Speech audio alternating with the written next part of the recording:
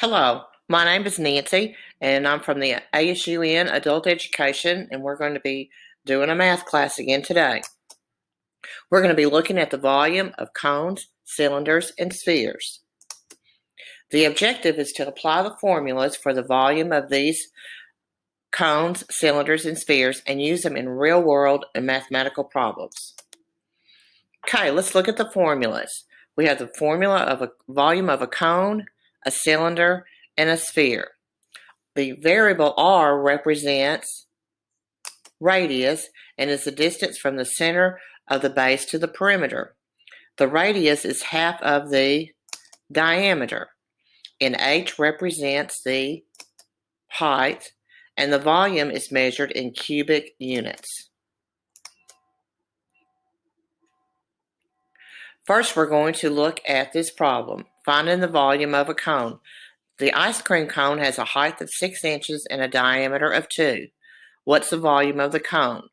We're going to write the formula, list what we know, plug in, and solve in terms of pi, and then round our answer. Here are the steps. First, find your formula. 1/3 times pi times r squared times the height.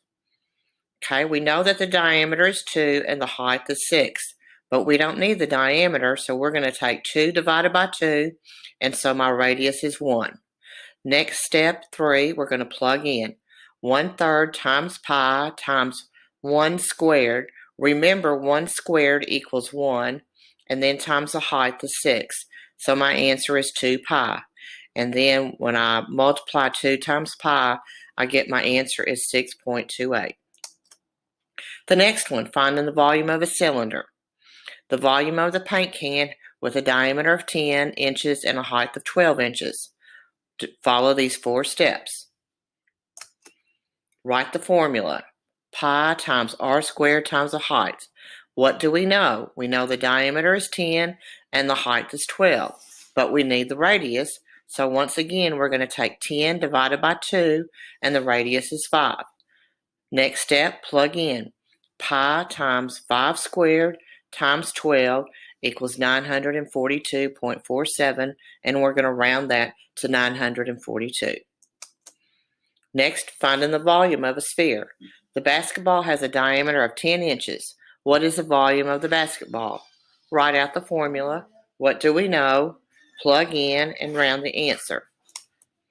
The steps to complete this problem are: find the formula, 4/3 times pi times r to the 3rd power. Again, we know the diameter is 10. We need the radius. If the diameter is 10, then the radius is 5.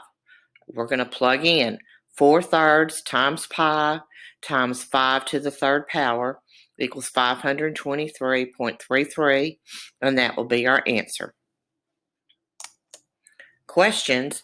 Email me at nancycrumball@asun.edu. Thank you.